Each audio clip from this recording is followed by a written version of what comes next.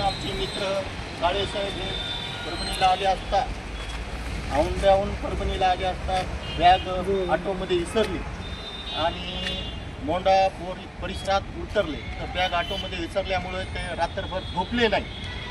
बॅगमध्ये 2 तोळ्याचं सोनं असल्यामुळे रात्रभर झोपल्या नसल्यामुळे त्यांना मला सकाळी फोन लावला. आमचे परम मित्र आहेत शंकर काळे. मग नंतर मी बेले साहेबांना 2 मिनिटात फोन लावला आणि ऑटोचा नंबर सांगितला. बेले साहेबांना 2 मिनिटामध्ये ऑटोच्या मोबाईल नंबर दिला आणि मी ऑटोवाले किशोर ढगे यांना फोन लावला. त्या बिचाऱ्यानं दादा म्हणून 2 मिनिटात बॅग आणि सामान सगळं व्यवस्थित आहे असं सांगून त्याचा आम्ही सत्कार करत आहोत. बेले साहेबांकडून वाहतूक पोलीस निरीक्षक बेले साहेबांचं याच्यात सर्व महत्त्वाचं योगदान आहे. त्यामुळे सामना परिवार बेले साहेबांचा खूप खूप आभारी आहे. परभणी बसस्थानकमधून दररोज हजारो प्रवासी प्रवास करतात. आपल्याकडे सर्व ॲटो चालक हे प्रवाशांना त्यांच्या घरपोच सेवा देतात. यापूर्वीही कोणत्याही प्रवाशांचं मोबाईल विसरो, बॅग विसरो, पर्स विसरो, महत्त्वाचे डॉक्युमेंट्स असो किंवा कोणतीही वस्तू असो त्यांनी कोणत्याही शहर वाहतूक शाखेच्या कर्मचाऱ्याकडे जातात आणि ती त्यांच्याकडे सुपूर्द करतात. आम्ही ती व्यवस्थित त्यांच्याकडून आमच्याकडे घेऊन ज्या संबंधिताची पॅसेंजरची जी राहिलेली आहे त्यांना आम्ही संपर्क साधतो. त्यांच्या बॅगमध्ये त्या वस्तू आहेत त्या त्यांना व्यवस्थितरित्या आमच्याकडे पूर्ण त्यांच्या ताब्यात दिल्या जातात.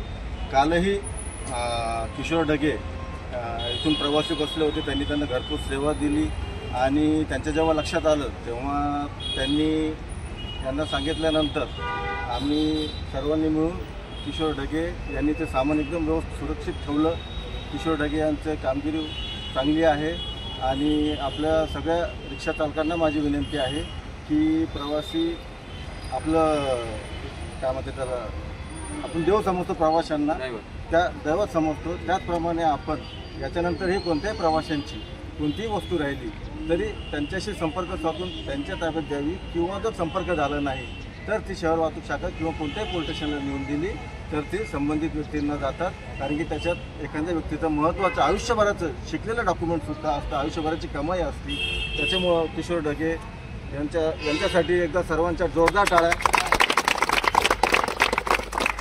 त्याच्यामुळे शहर वाहतूक शाखेतर्फे मी देखील त्यांचा सत्कार करणार आहे आणि आपले जे कालचे प्रवासी काळेसाहेब होते ते देखील त्यांचा सत्कार करणार आहेत.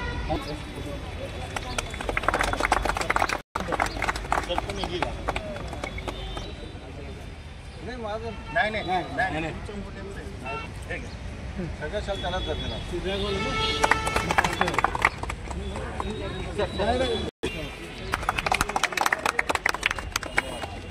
मी पण 2 शब्द म्हणू शकतो का? सगळं परभणी शहर आपले बेले साहेब जोपर्यंत कार्यरत इथं आहेत आम्हाला खूप आनंद आहे की आमच्या शहरासाठी एक चांगलं कार्यरत ट्रॅफिक निर्माण करून दिलेलं आहे आणि आमच्या ऑटोवाल्याला कुठल्याच प्रकारचा आपल्या ट्रॅफिककडून काही त्रास नाही. खूप प्रकारे आहे. आम्ही धन्यवाद करतो. आणि साहेब आम्हाला जे तुम्ही ऑटोवाल्याने आज तुम्ही कळून दिलं की आमची किंमत काय आहे, तुम्ही जसं आमच्या मित्राचं आमच्या भावाचं सत्कार केलं आम्ही हेच करणार आहे साहेब. आम्ही कोणत्याही प्रकारची कोणत्याही पॅसेंजरचं 1 रुपयाची बी वस्तू आम्ही स्वतःपाशी ठेवणार नाही. जोपर्यंत आमच्या हाती लागला तर ते आम्ही वापस करणार. पॅसेंजर दुसरा बसलेला असला ते घेऊन गेला ती वेगळी गोष्ट झाली साहेब.